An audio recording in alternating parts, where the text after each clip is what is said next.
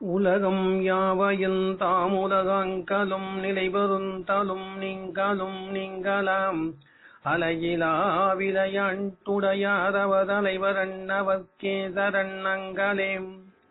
ஐவகைப் பொருளு 4 கரணமும் குணங்கள் 1 செய்வினை 2 ஒன்றியாவதும் திகைப்ப நின்ற பொய்யிருள் அகல ஞானப் பொருண்கதி விரித்த புத்தேல் கைவளராழிச் செங்கண் கண்ணனை கருத்துள் வைப்பாம். ஆன்மலாபம் பகவத்கீதையின் ஸ்லோகங்களின் தமிழ் அர்த்தத்தை கீதை காட்டும் பாதை என்ற தலைப்பிலே நாம் சிந்தனை செய்து கொண்டிருக்கின்றோம். சென்ற முறை 2வது அத்தியாயம் சாங்கிய யோகம் 14வது ஸ்லோகம் வரை பார்த்திருக்கிறோம். தொடர்ந்து நாம் பார்க்கலாம். 2வது அத்தியாயம் 15வது ஸ்லோகம் கிருஷ்ணர் தன்னுடைய உபதேசத்தை தொடர்ந்து சொல்கின்றார்.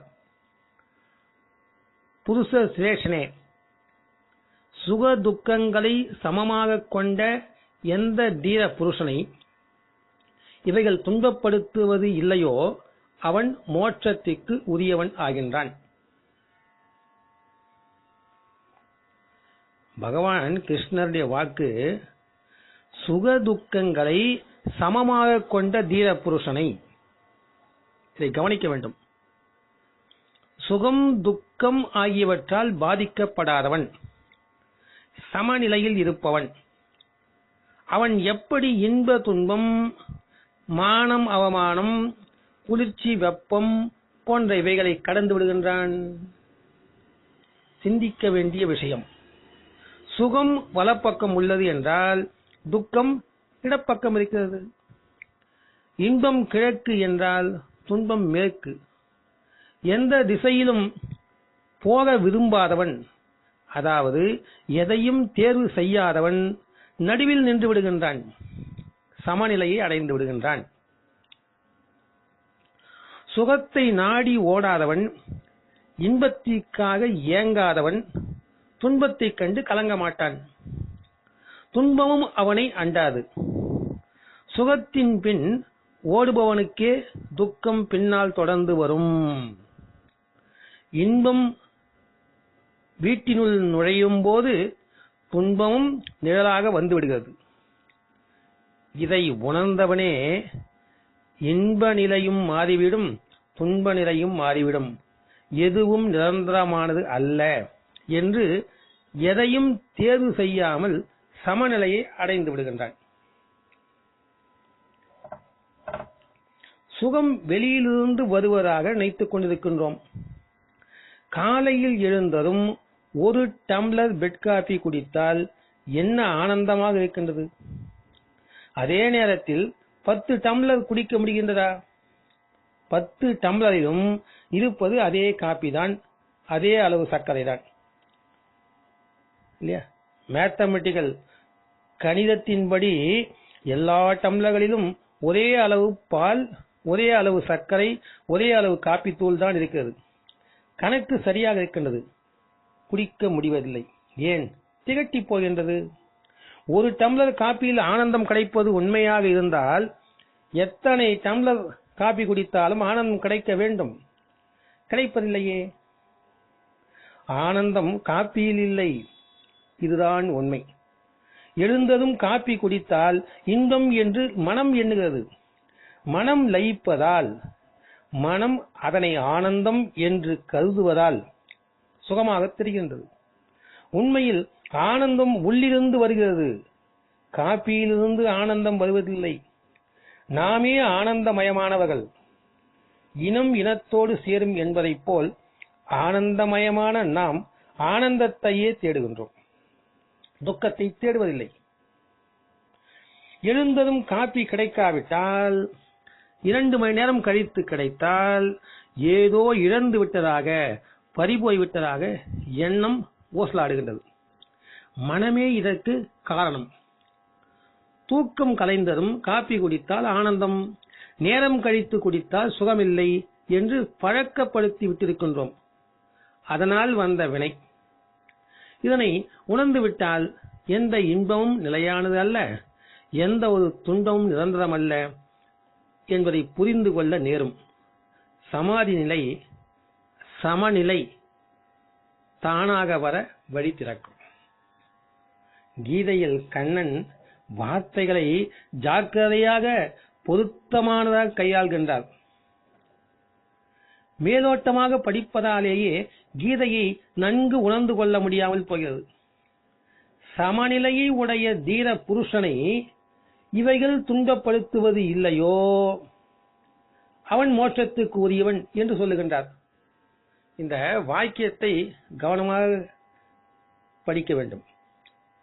சமநிலையை உடைய தீர புருஷனை இவைகள் துன்பப்படுத்துவது இல்லையோ அவன் மோட்சத்துக்கு உரியவன் என்று சொல்லுகின்றார். சிந்தனைக்கு உரிய ஒன்று. சாதாரணமாக நாம் இதனை எப்படி எடுத்துக் கொள்கின்றோம்? இதன் அர்த்தத்தை எப்படி செய்கின்றோம்? சமநிலையை உடைய தீர புருஷனுக்கு சுகதுக்கங்களே வராது என்றும் அதனால் அவனுக்கு கலக்கம் வருவதற்கு வாய்ப்பு இல்லை என்றும் நினைத்து விடுகின்றோம். இந்த அர்த்தம் சரியாக இருக்குமானால், நாம் நினைப்பது சரியாக இருக்குமானால், கீதையில் எப்படி வார்த்தைகள் இருக்க வேண்டும்?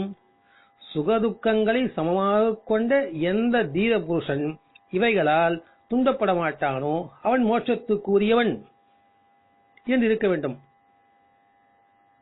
இன்னொரு முறை பார்ப்போம். சுகதுக்கங்களை சமமாக கொண்ட எந்த தீர புருஷன் இவைகளால் துன்பப்பட மாட்டானோ அவன் மோட்சத்துக்குரியவன் என்று வார்த்தைகள் இருக்க வேண்டும். ஆனால் பகவான் அப்படி சொன்னாரா? இல்லையே. எப்படி சொல்கின்றார்?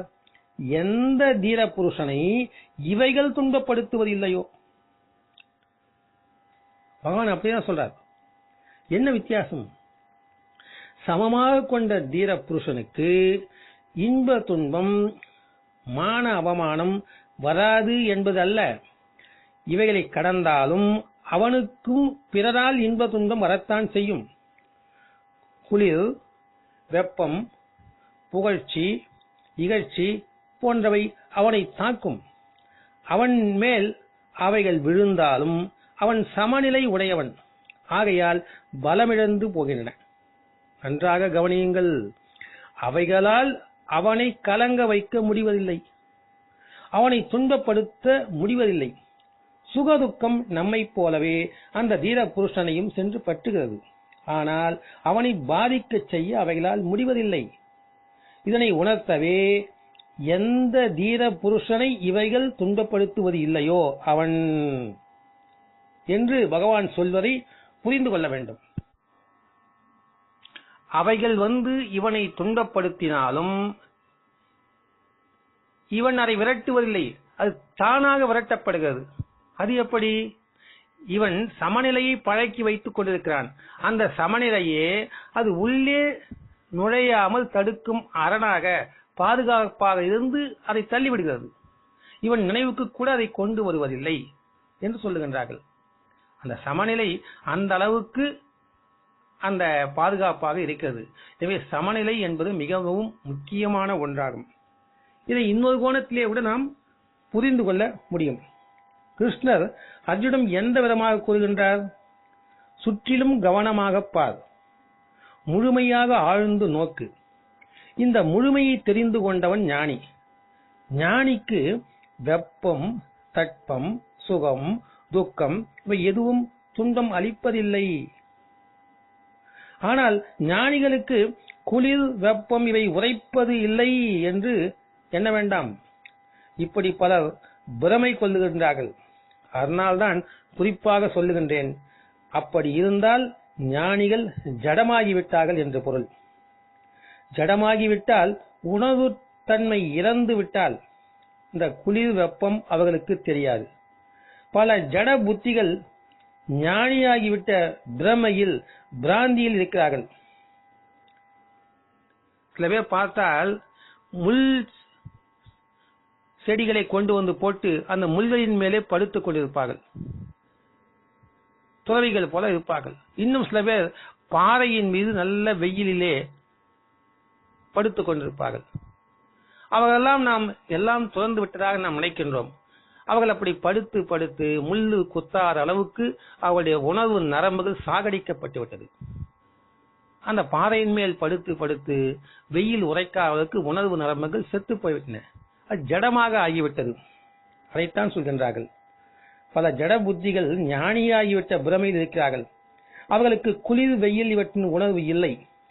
சற்று பயிற்சி செய்தால் இவற்றை உணராத ஜடமாக நாம் கூட ஆகிவிடலாம். அதில் ஒரு நஷ்டமும் இல்லை. கவனியுங்கள், ஞானிகளுக்கு வெப்பம், குளிர்ச்சி, சுகம், துக்கம் இவற்றால் வேதனை உண்டாவதில்லை என்பதுதான் உண்மை. சுகம், துக்கம் இவற்றினை அவர்கள் தேர்ந்தெடுப்பதில்லை. இதற்கு அவர்களுக்கு இவை தெரிவதே இல்லை என்று பொருள் அல்ல. முளைத்தால் தெரியாது என்றோ, மலர் மாலையில் நறுமணம் தெரியாது என்றோ, துர்நாற்றம் அடிக்காது என்றோ பொருள் அல்ல. நறுமணம், துர்நாற்றம் இவை இருக்கும். உங்களை விட அதிகமாக ஞானிகளுக்கு இருக்கும். ஏனென்றால் அவர்களுடைய உணர்வுகள் கூர்மையானவை, மிக தீட்சண்யமாக இருக்கும். ஏனென்றால் அவர்கள் இருப்பு தன்மையிடம் அதிக விழிப்புடன் இருக்கின்றார்கள். ஒவ்வொரு கணத்தின் இருப்பிலும் அதிக விழிப்புடன் இருப்பார்கள். அவர்களுடைய அறிவு உங்களை விட கூர்மையானது. ஆனால் அவர்கள் நறுமணம், துர்நாற்றம் இவை இரண்டுமே மனத்தின் வாசனையின் 2 எல்லைகள் என்பதை அறிவார்கள். நறுமண ஊதுபத்தி அல்லது வாசனை திரவியங்கள் தயாரிக்கும் தொழிற்சாலை பக்கம் சென்றால் இந்த உண்மை தெரிய வரும். மூலப்பொருள்கள் வீசும் துர்நாற்றத்திலிருந்தே நறுமணம் தயாரிக்கப்படுகிறது. உரம்பிடுவதால் மலர் மனம் பெறுகிறது. வாசனை பிடித்தமானதாக இருந்தால் நறுமணமாகிறது. வாசனை பிடிக்காததாக இருந்தால் துர்நாற்றமாகிவிடுகிறது. இயற்கையின் அழகு, சௌந்தரியம், குரூரம் இவை அனைத்தும் ஞானிக்கு தெரியாது என்பதல்ல, நன்றாக தெரியும். ஆனால் அழகும் குரூரமும் தோற்றத்தின் 2 எல்லைகள், ஒரே அலையின் 2 துளிகள் என்பதையும் அவர் அறிவார். அறியாமையினால் யாருக்கு சூடு, குளிர் உரைக்கவில்லையோ அவர்கள் ஞானிகள் என்ற பிராந்தி ஏற்பட்டுவிட்டது. இந்த ஜடநிலை மிகவும் சுலபம். குளிர் வெயில் தெரியாமல் இருக்க சற்று பயிற்சி இருந்தால் போதும். தோல் மரத்து போய்விடும். பிறகு உணர்வு இருக்காது. மூக்கு துவாரத்தின் முகர்வு நரம்புகள் சில நாட்கள் துர்நாற்றத்திற்கு அருகில் அமர்ந்திருந்தால் அந்த மனத்திற்கு, அந்த வாசனைக்கு பழக்கப்பட்டு விடுகின்றன. பிறகு துர்நாற்றத்தின் அருகில் அமர்ந்து நாம் பரமாம்சராகிவிடலாம். அறிவில்லாதவர்கள் இத்தனை துர்நாற்றம் கூட தெரியாத பரபிரமமான மகான் என்று மக்கள் அவர்கள் காலிலே போய் விழுவார்கள். எந்த தோட்டிக்கு துர்நாற்றம் தெரிகிறது? முகரும் நரம்புகள் அந்த வாசனைக்கு மறத்து விடுகின்றன. இதனால் தோட்டி ஞானியாகி விட முடியாது. மேல்நாட்டிலே ஒரு அறிஞர் எழுதிய ஒரு கதை உண்டு. கிராமத்திலிருந்து ஒரு மீனவ பெண், இது நம்ம ராமகிருஷ்ண மிஸ்ரர் சொன்ன கதையிலும் இது வருகிறது. கிராமத்திலிருந்து ஒரு மீனவ பெண் நகரத்திற்கு வந்தால், நகரத்தில் மீன் விற்பனை முடித்துவிட்டு தன் தோழியின் வீட்டில் இரவு தங்கி மறுநாள் திரும்புவதாக திட்டம். அந்த தோழி பூக்காரனுடைய மனைவி. அவர்கள் வீட்டில் அருமையான பூந்தோட்டம் இருந்தது. எங்கே பார்த்தாலும் மலர் வகைகள் நறுமணம் பரப்பின. விருந்தாளிக்காக அவளிடம் வேறு எதுவும் இல்லை. அறை முழுவதையும் மலர் செண்டுகளால் அலங்கரித்து வைத்திருந்தாள். ரோஜா, மல்லிகை, சண்பகம், முல்லை என்ற 4 வித மலர்களின் மனம் கமழ்ந்து கொண்டிருந்தது. இந்த மீனவ பெண்ணோ புரண்டு புரண்டு படுத்துக் கொண்டிருந்தாள். பாவம், உறக்கம் வரவில்லை. பூக்காரி, தூக்கம் வரவில்லையா, உடல்நிலை சரியில்லையா என்று அன்புடன் விசாரித்தாள். அவள் பதிலளித்தாள், ஆமாம், தயவு செய்து இந்த பூச்செண்டுகளை அப்புறப்படுத்து. என்னுடைய மீன் கூட எங்கே? அதை இங்கே கொண்டு வா. அதில் சற்று நீர் தெளி. பிறகு மீன் வாடையின் ஆனந்தத்தோடு உறங்கி போனாள். சிலருக்கு மீன் வாடையினால் துன்பம் இருக்காது. பூ மனத்திற்கு இச்சை இல்லை என்றால் யோகி என்று ஆகாது. குளிர் வெப்பம் அறியாவிட்டால் யாரும் ஞானியாகிவிட முடியாது. சுகதுக்கத்தின் அறிவு இல்லாவிட்டால் ஞானியாக விட முடியாது. சுகதுக்கத்தை முழுமையானதாக அறிந்து கொண்டு பிறகு சுகதுக்கத்தின் மாறும் தன்மையை மறவாமல் சுகத்தில் துக்கத்தின் நிழலையும் துக்கத்தில் சுகத்தின் நிழலையும் பார்க்கும் திறமையை அடைந்து சுகம் துக்கம் இரண்டின் 2 கரைகளையும் ஒன்றாக காணும் சக்தி பெறும்போதே மனிதன் ஞானியாகின்றான். இந்த அளவிலே நாம் முடித்து நாம் தொடர்ந்து பார்க்கலாம். ஓம் தத் சத். ஸ்ரீ கிருஷ்ணாய பரபிரம்மணே நமக.